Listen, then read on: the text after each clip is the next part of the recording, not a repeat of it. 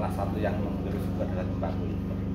Ketika boleh meluruskan bicara Temanggung itu punya hamparan yang rata-rata setiap tahunnya ditanami tembakau adalah 20, nah antara 17 sampai dengan 21 ribu hektar per tahun. Cuma di 3 tahun terakhir itu menurun drastis, apalagi di tahun ini hanya di kisaran angka 12.000 sampai dengan 14.000 hektar. Asumsinya kalau 1 hektar hanya menghasilkan panenan di 750 kg, maka antara di kisaran 8 sampai 11.000 ton hasil tembakau kering. Namun juga tidak menutup kemungkinan karena pembelian Temanggung meliputi Wonosobo, Kendal Atas, terus kemudian sebagian wilayah Boyolali dan Magelang, sehingga kuota tembakau di Temanggung terutama industri besar yang ada selalu menyerap, walaupun toh tidak habis. Nah di sini tidak habisnya itu ada ketidakadilan. Nah sehingga ketidakadilan itu dimana ketika keran impor masih terbuka lebar. Pas yang tadi disampaikan Pak Bapak, salah satu Cina per tahun berproduksi sudah lebih dari 3 juta ton. Sementara Indonesia tahun ini merosot drastis. Jawa Timur sebagai penghasil terbesar tahun ini tidak mencapai 100.000 ton populasi kering, hanya di angka 80.000 ton. Biasanya antara 130 sampai dengan 150. Sekarang tahun ini 80-an ribu. Sehingga kalau ditargetkan Indonesia itu Cina 3 juta ton, Indonesia itu pada angka ke-6 setelah Brazil dan Zimbabwe. Tahun ini turun lagi, mungkin di bawah oleh negara-negara kecil yang lain, Taiwan misalkan. Ternyata produsen penghasil tembakau itu tidak hanya nek wong gen kampung gen kulon itu le ngomong nek dhewe iki ora nandur tembakau, gudang garam karo jarum ora ono. Itu tidak mungkin. Kenapa? Karena keran impornya masih selalu membanjir, selalu banjir dan selalu ada. Eksportir terbesarnya adalah salah satunya Cina. Kalau dengan lihat ya, Zimbabwe itu ya ekspansinya Cina. Kalau ke Brazil juga ekspansinya Amerika. Amerika menurun, akan tapi beliau melakukan ekspansi di negara-negara lain, termasuk juga di Indonesia, salah satu produknya diakuisisi oleh Amerika. Bapak-bapak sekalian, para senior, mohon maaf nih hanya sekedar sharing berkaitan dengan tembakau. Apa yang disampaikan di visioning ini luar biasa.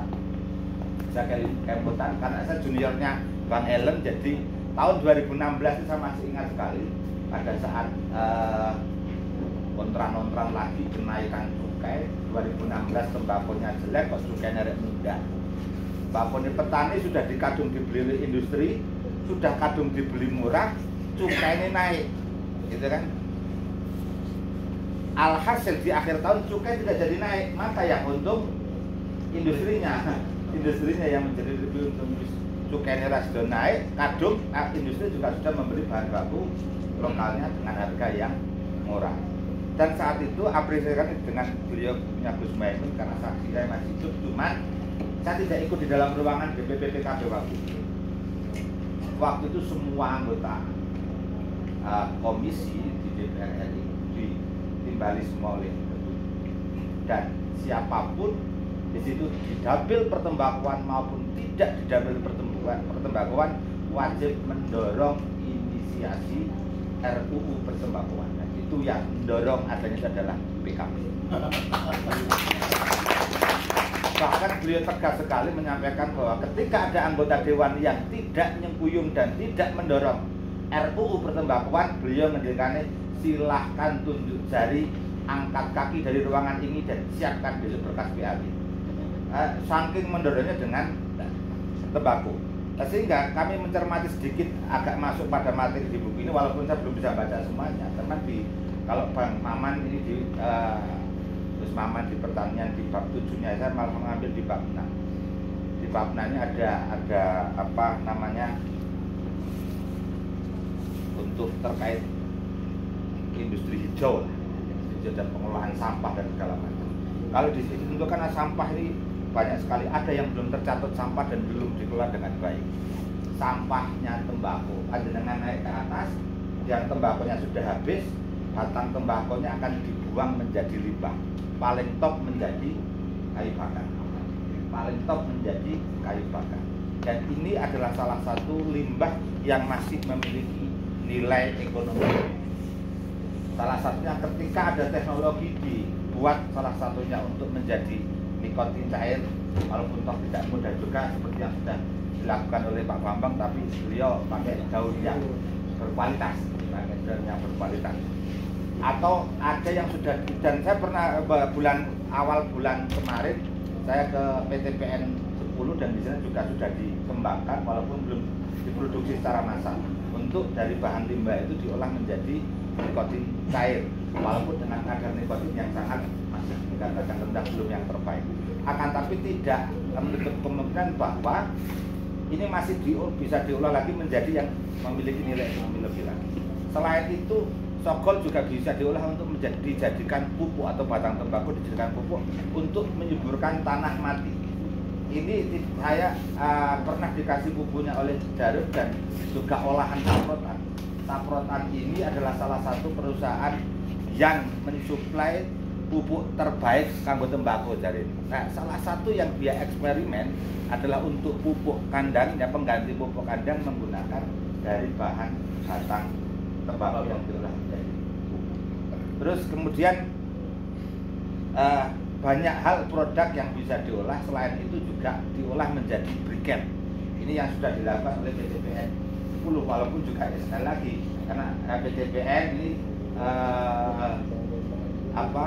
kooperasi karyawannya baru prosedur itu, cuman eksperimen yang sudah dilakukan menjadi briket, diolah jadi briket dan itu kualitasnya adalah kualitas untuk bisa diekspor. Artinya saya mencatat di Temanggung itu dengan hamparan 16.000 katakanlah paling tidak berat daun dan berat sogolnya berat putih kan. Berat sogolnya. Jadi kalau daun, jadi kalau kira-kira di Temanggung ini kurang lebih di 30.000 ton sampai dengan 40.000 ton sampah per tahun yang hanya selesai di kayu bakar. Bahkan ditumpuk di lahan, nggak dipakai sama sekali, gitu kan, ditimbun sampai busuk dan segala macam. Itu yang terjadi, sehingga melihat visi ini ada solusi di sini untuk bagaimana kemudian sampah tersebut bisa diolah menjadi hal yang lebih bermanfaat lagi. Ini sudah berapa menit ini ya? 3 menit. 2 menit ya. Itu merupakan bagian dari diversifikasi produk tembakau. Sehingga Bapak sekalian, berkaitan di Temanggung ini memang kalau tadi Pak Bambang menyampaikan di Jerman itu Ranono nggak ada, cuma pasar lelangnya terbesar ada di Jerman, di sana.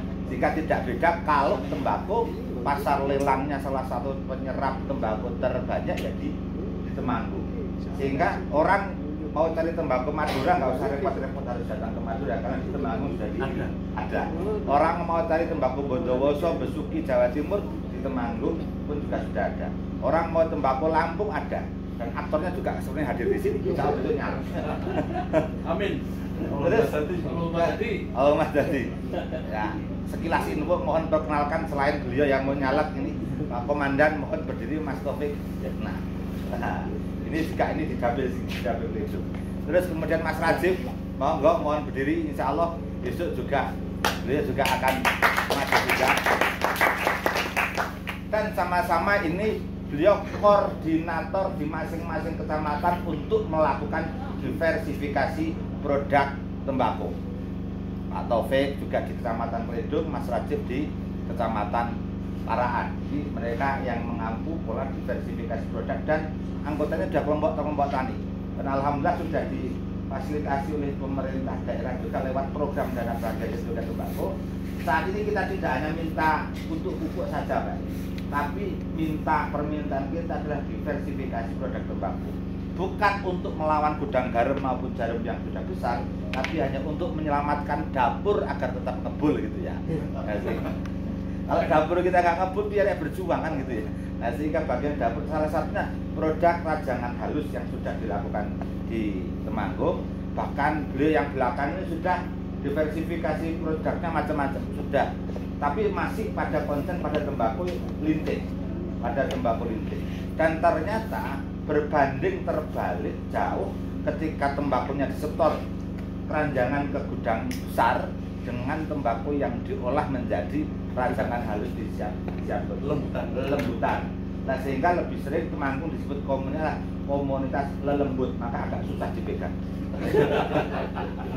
Dan insya Allah di akhir Oktober ini pun juga di salah satu kecamatan Bansari ada orang kita juga yang megang, itu akan karena 2 tahun corona, besok akan dilakukan lagi festival lembutan dengan menampilkan 200 pengrajin. Mana Pak? Kapan luas? Akhir Oktober nanti kita akan di akhir Oktober. Nanti Oktober insya Allah bisa bareng-bareng dikunjungi, dan beliau ini juga sudah mau menciptakan pasar tersendiri untuk komoditi unggulan Temanggung antara kopi dan tembakau. Ya, tembakau. Jadi di Paraan jelas sudah sebagai sentra pasar, yang wilayah Ngadirejo juga ada pasar Ngadirejo setiap minggu pagi, itu juga menampilkan khususnya di situ. Ini merupakan bentuk kegelisahan para petani dalam hal melakukan perlawanan. Mereka kalau sengaja niat melawan, nggak lawan, karena regulasi yang terjadi, uang yang digelontorkan gudang garam maupun jarum di Temanggung selama 3 bulan lebih dari 4 triliun. Tani modal dari mana kalau kayak gitu ya? Hanya untuk menyelamatkan dapur, sehingga dengan bareng-bareng, dengan kekompakan, kemudian ada beberapa kebetulan saja sebenarnya dinas saja yang salah ngambil narasumbernya kebetulan saja, akhirnya saya jadi provokator di situ ya. Nah, sehingga alhamdulillah terciptalah beberapa, walaupun toh 14 kecamatan ini sudah semua, hanya 5 kecamatan yang existingnya bagus. Kecamatan Tembara, Kecamatan Selopampang, Kledung, Parakan, Bansari, dan Ngadirejo. Yang lain masih zonk karena daya tangkapnya mungkin kurang.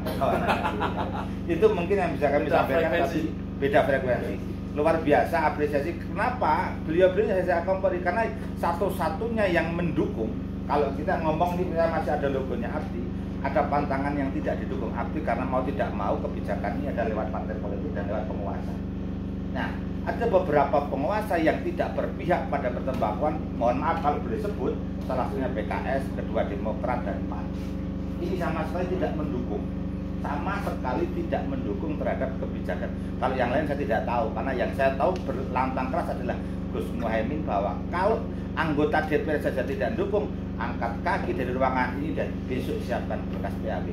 Betapa pedulinya beliau terhadap kondisi petani tembakau di seluruh Nusantara, yang mana rata-rata adalah NU. Nah, kalau ada, mohon maaf ketika ngomong yang lain, Mambu Muhammadiyah, kalau kebetulan ini pengurus Ansor, saya juga pengurus Ansor, kita sering biar dengan PM Pemuda Muhammadiyah, berarti sampai nanti ya serapati Muhammadiyah banget, Muhammadiyah. Karena konco-konco di Pemuda Muhammadiyah juga banyak yang ahli hisab, ya, jadi guyonannya kita menjadi begitu, Muhammad NU. Itu yang mungkin bisa kami sampaikan, Gus. Mungkin nanti bisa dialog lagi. Kurang lebihnya mohon maaf. Wassalamualaikum warahmatullahi wabarakatuh. Waalaikumsalam warahmatullahi wabarakatuh. Terus untuk Pak Kiai Nur Hasan, dari yang disampaikan Pak Kiai Nur Hasan, yang bisa saya garis bawahi adalah tentang kreativitas dan inovasi dari masyarakat Temanggung untuk membuat lembutan, dan juga untuk bagaimana berkreasi dari tembakau sehingga tidak melulu tergantung pada pabrik, kira-kira gitu. Ya.